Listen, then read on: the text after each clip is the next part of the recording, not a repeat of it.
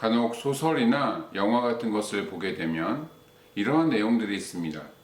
어떤 재력가나 관료가 고아원이나 또는 전쟁 지역을 방문했는데 그곳에서 부모 없는 아이들 중에 한 아이가 눈에 들어오게 되는 것입니다.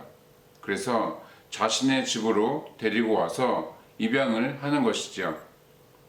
그 입양된 아이는 자신을 거두어준 양부모의 그 은혜에 감사해서 또 혹시나 눈밖에 나면 버림을 당하게 되진 않을까 염려하는 마음에 그야말로 모범적인 사람으로 성장하게 됩니다. 사춘기 때에도 일탈이나 또는 반항 한번 하지 않고 항상 자신의 말과 또 행동에 주의를 기울이는 것이죠. 주변에 자신에게 친자녀가 있음에도 불구하고 어린 아이를 입양하셔서 키우시는 분들을 몇 번 뵌 적이 있었는데 그 아이들이 어떠한 문제도 일으키지 않고 유독 열심히 하는 것을 좀 볼 수가 있었습니다. 저의 선입견일 수도 있겠지만 보면서 자유함이 없구나 라는 그런 생각이 들게 하였습니다. 예수 그리스도를 믿음으로 하나님의 자녀가 되신 여러분들은 어떠한 마음으로 살아가고 있으십니까? 바라기는 유업을 이어받을 그 상속자로서 또 자유와 권리를 누리시되 하나님의 영광을 가리지 않도록 유의하시는 저와 여러분이 되시기를 주님의 이름으로 축원합니다.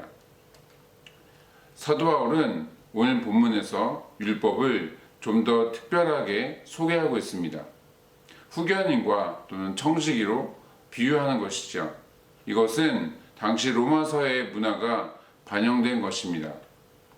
당시 주인의 아들은 아버지가 소유한 모든 것을 취할 수 있게 되어 있습니다. 당연한 것이죠. 심지어 후견인이나 청지기까지 그 아들의 소유였던 것입니다. 대신에 그 자녀가 완전한 성인이 되기까지 또는 아버지가 정한 그 때가 이르기 전까지는 후견인과 또 청지기의 감독을 받아야만 했습니다. 때문에 자유인이고 또 상속자였음에도 불구하고 통제를 받으며 주인으로서의 권리를 누릴 수 없었던 것입니다. 그래서 일반적으로 아버지가 정한 때까지는 종은 아니지만 또 종처럼 종이나 다름없이 살아야 했던 것이죠. 바울은 이러한 당시 문화를 비유로 설명하면서 율법주의적 신앙이 어리석다라는 사실을 지적하고 있는 것입니다. 이미 아버지가 정한 때가 지나서 더 이상 후견인의 또는 청지기의 지도가 필요가 없는 그런 온전한 상속자의 신분이 되었습니다. 그런데 그때가 좋았지, 내가 후견인 밑에서 또는 청지기 밑에서 지도받았던 때가 좋았지 라고 하면서 다시 그 시절로 돌아가려고 하는 것은 정말 미련한 짓이 되는 것이지요. 예수 그리스도께서 이 땅에 오시기 전까지 수많은 사람들의 사상과 학문들이 존재해 왔었습니다. 예수님 이후로는 더 많은 철학과 이념들이 등장하게 되었습니다. 사도 바울은 그 모든 것들을 초등학문으로 지칭하고 있는데 여기에는 다양한 것들이 포함되어집니다. 먼저 일월성신과 또 자연들을 비롯한 사람들이 만들어서 섬기고 있는 그런 우상들이 있습니다.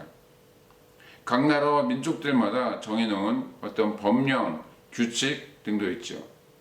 전통이나 관습, 일반 상식 같은 것도 이에 해당됩니다. 이외에도 과학주의, 또 계몽주의, 합리주의 같은 인간의 이성을 절대화 또 극대화시키는 것들까지도 초등학문의 범주라고 할 수 있습니다. 한마디로 하나님의 말씀 이외에 세상에 존재하는 모든 것들을 초등학문으로 규정하고 있는 것입니다. 왜 그렇겠습니까? 참된 진리를 가지고 있는지의 그 유무 때문입니다. 종교가 됐든 철학이나 어떤 사상이 됐든 세상의 모든 학문들이 추구하는 진리라는 것은 그 종착지는 구원과 영생입니다. 이를테면 극락정토, 무릉도원, 유토피아 또는 테크노피아 등등 이 땅에서의 삶을 마치게 되었을 때 인간의 영혼은 어디로 가게 될 것인가를 탐구하는 것이죠. 하지만 세상의 그 어디에도 정답을 갖고 있지 않습니다. 오직 예수님만이 유일한 답이시고 또 길이 되어주고 계신 것이지요. 이스라엘은 율법을 통해서 자신이 죄인임을 깨닫게 하셨습니다. 임시 방편으로 주신 것이니만큼 그것으로 구원받을 수 없다라는 것을 알게 하셔서 하나님의 은혜를 구하고 또 약속된 그 메시아를 바라보도록 또 사모하도록 하셨던 것이죠. 그 이외의 세상 사람들은 세상의 학문들, 앞서 설명드린 그 초등학문 아래서 살아가는 가운데 부분적으로 하나님에 대한 정보를 알게 하셨습니다. 하지만 그 학문들 통해서는 절대로 자신이 원하는 영생을 얻지 못한다는 사실을 깨달았을 것입니다. 그들 나름대로는 대단한 종교적 또 철학적 어떤 성취를 이루었겠지만 그것뿐이었던 것입니다. 결국 수없이 많고 다양한 초등학문이 발생하게 된 배경이 끝없이 구원과 영생에 대한 진리를 갈구하다 보니 발생한 것이겠지요.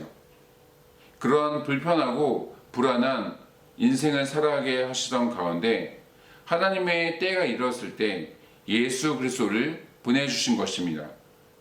율법 아래 있던 이스라엘 백성들은 그 저주의 굴레에서 건져내어 주시고 또 모든 이방인들은 예수 그리스도를 통해서 하나님의 자녀가 될 수 있도록 하시는 것이죠.